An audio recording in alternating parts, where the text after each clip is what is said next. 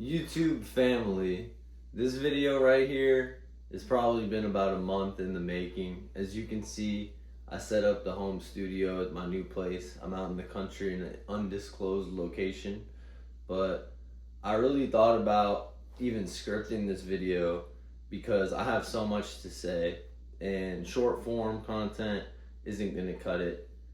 To be honest, I have been struggling pretty badly from a standpoint of my mental health. And I think a lot of it has to do with my own fears.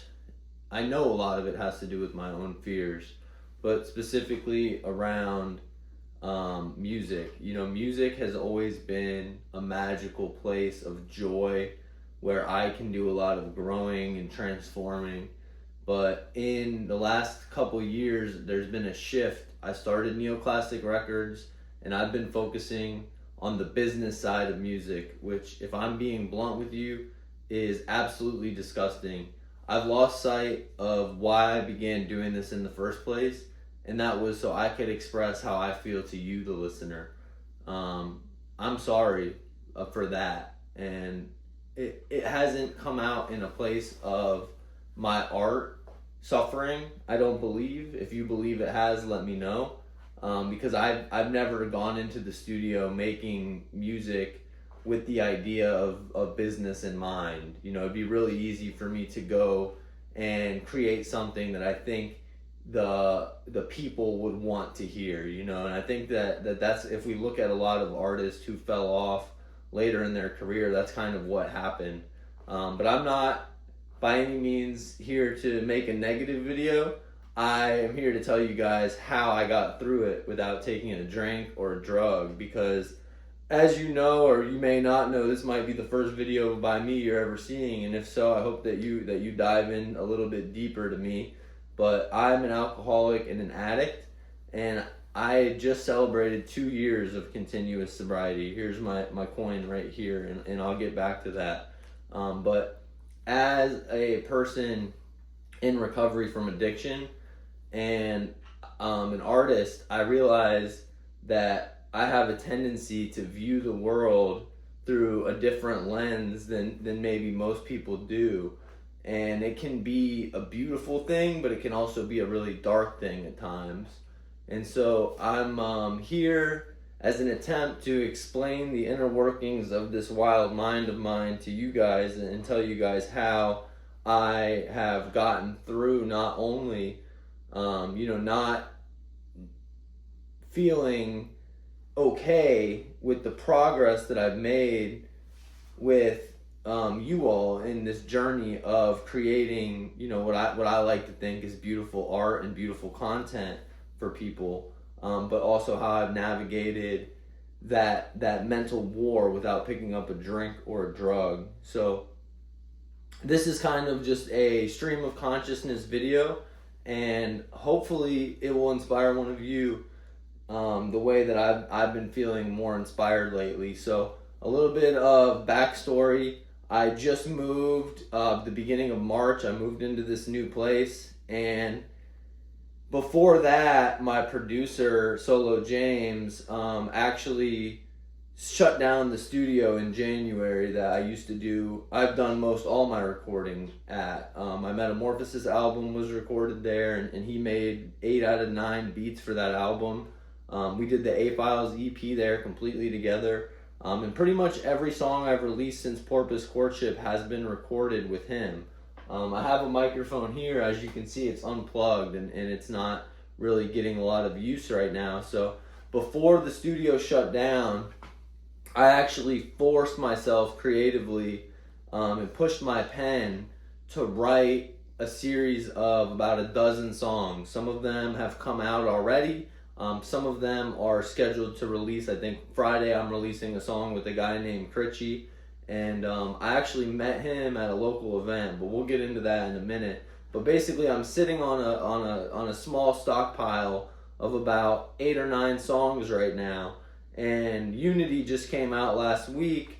The week before that, Dr. Manhattan came out with a good friend of mine, Boom Bats, and the music is sounding really good because back then I wasn't thinking about the marketing side, And what I'm realizing is when it comes to content and marketing, that's kind of where I suffer a little bit. And I think part of the reason is because my life has been selfish and self-centered for so long. That's what I learned the root of my addiction was. It was my selfish, self-centered behavior. And it's hard for me to find a way to talk about myself now from a place of humility while still bragging about or posting about this music that I'm so proud of. So I'm kind of living in an interesting gray area between a rock and a hard place where I've kind of just confused myself so much that I've shut down and I've stopped making content. And I realize that that is actually probably the most selfish and self-sabotaging thing that I can do, because then it doesn't give you the opportunity to find my art, which I believe has the power to transform people and empower them to save themselves, you know. And I've gotten messages from some of you that told me that my Metamorphosis album has helped you almost as much as it's helped me. You know, it can't have helped anybody as much as it helped me, because I truly know that that album saved my life almost as much as this bird saved my life. But life has been a crazy journey for me, and it seems like it's full of ebbs and flows.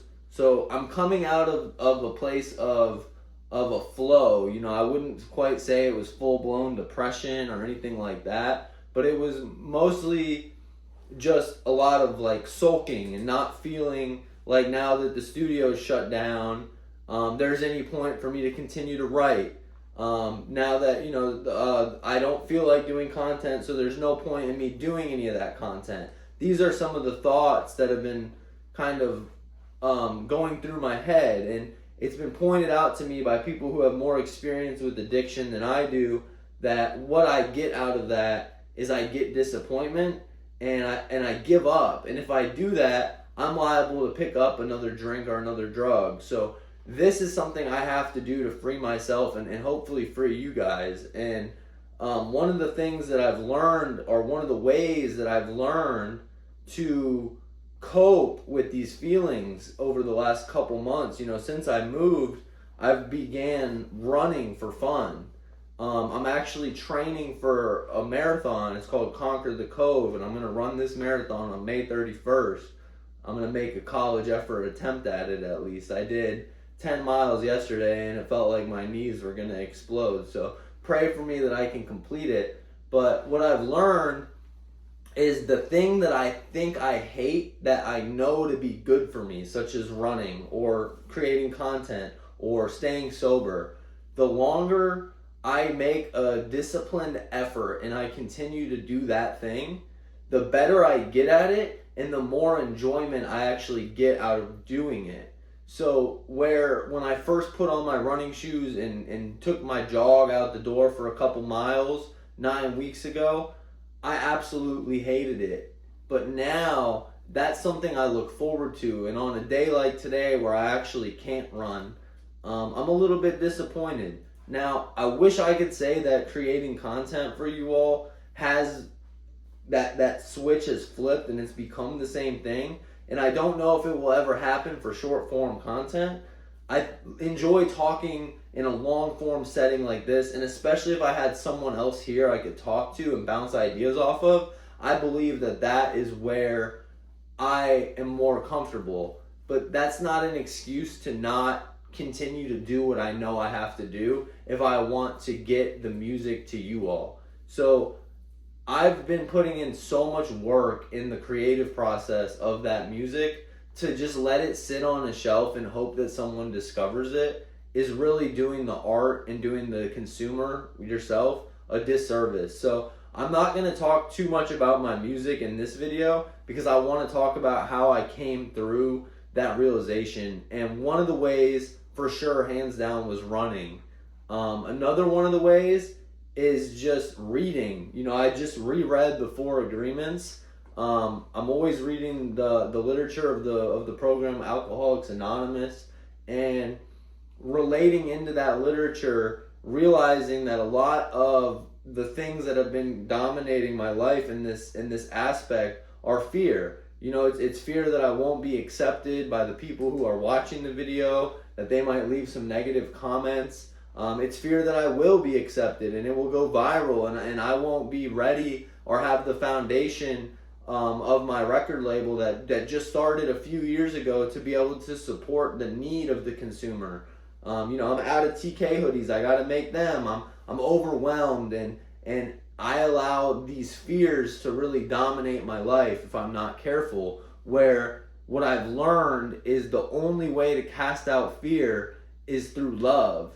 And if I'm being honest, my music is a way that I express love to you, the listener, whoever you are. I love you. I don't know you. If you're going to leave a negative comment, I still love you. And that's the truth deep inside of me, that I'm loved so much by a God that has called me to love everybody on this earth and love this life in a way that I can only express through my art. So I'm working on writing a book, and maybe that will be a piece of art that I can express, you know, my story and my love through in a more long form setting like this. But in the meantime, music is the gift I've been blessed with. So before I talk too much about the music, I don't want this to be like a crazy long video or anything. I have to go do my taxes today. I want to read a passage from the Four Agreements that I believe really kind of set the tone for the way I want to invest my time talking with you all for the remainder of the year. So in here it says, imagine living without the fear of loving and not being loved. You are no longer afraid to be rejected, and you don't have the need to be accepted. You can say, I love you, with no shame or justification. You can walk in the world with your heart completely open and not be afraid to be hurt. Imagine living your life without being afraid to take a risk and to explore life. You are not afraid to lose anything. You're not afraid to be alive in the world, and you're not afraid to die. Imagine that you love yourself just the way you are. You love your body just the way it is, and you love your emotions just the way they are. You know that you are perfect just as you are. The reason I ask you to imagine these things is because they are entirely possible. You can live in the state of grace, the state of bliss, the dream of heaven, but in order to experience this dream, you must first understand what it is. Only love has the ability to put you in the state of bliss. Being in bliss is like being in love. Being in love is like being in bliss. You are floating in the clouds.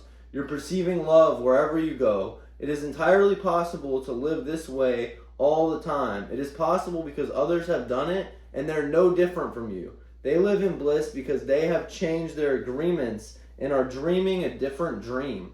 Once you feel what it means to live in a state of bliss, you will love it. You will know that heaven on earth is true, that heaven truly exists. Once you know that heaven exists, once you know it's possible to stay there, it's up to you to make the effort to do it. 2,000 years ago, Jesus told us about the kingdom of heaven, the kingdom of love, but hardly anyone was ready to hear this. They said, "What are you talking about? My heart is empty. I don't feel the love that you were talking about. I don't feel the peace that you have." You don't have to do this. Just imagine that his message of love is possible and that you will find that it is yours. The world is a very beautiful, very wonderful place. Life can be very easy when love is your way of life. You can be loving all the time. This is your choice. You may not have reason to love, but you can love because to love makes you so happy. Love in action only produces happiness. Love will give your inner peace. It will change your perception of everything. You can see everything with the eyes of love. You can be aware that there is love all around you. When you live this way, there is no longer a fog in your mind. The matote has gone on a permanent vacation. This is what humans have been seeking for centuries. For thousands of years, we have been searching for happiness. Happiness is the lost paradise. Humans have worked so hard to reach this point, and this is the part of evolution of the mind. This is the future of humanity. This way of life is possible, and it's in your hands. Moses called it the promised land. Buddha called it nirvana. Jesus called it heaven, and the Toltecs called it a new dream. Unfortunately, your identity is mixed with the dream of the planet. All of your beliefs and agreements are in the fog. You feel the presence of the parasite and believe it is you. This makes it difficult to let go, to release the parasite, and to create the experience and space of love. You are attached to the judge, attached to the victim. Suffering makes you feel safe because you know it so well. But there is really no reason to suffer. The only reason you suffer is because you choose to suffer. If you look at your life, you may find many excuses to suffer, but a good reason to suffer you will not find. The same is true for happiness. The only reason you're happy is because you choose to be happy. Happiness is a choice, and so is suffering. Many cannot escape the destiny of the human, but we have a choice: to suffer our destiny or to enjoy our destiny, to suffer or to love and be happy, to live in hell or to live in heaven. My choice is to live in heaven. What is yours?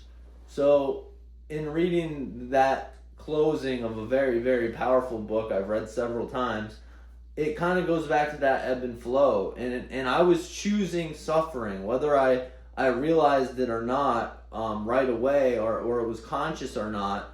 I was choosing suffering because for me, when I chose to be an artist and wear my heart on my sleeve and try to chase down this dream, which by the way, I mean, my dreams are so big with where this music and where this label can take me and my family and hopefully you all, because we're by artists for artists. I'm actively looking for new talent to develop, but this is something that less than 1% of the population will ever achieve, to become an artist that can sell out arenas. That's less than 1% of people that can do that. But I also believe that less than 1% of people can get sober and truly learn to love life. I believe that less than 1% of the population, I know this to be true, will ever run a marathon.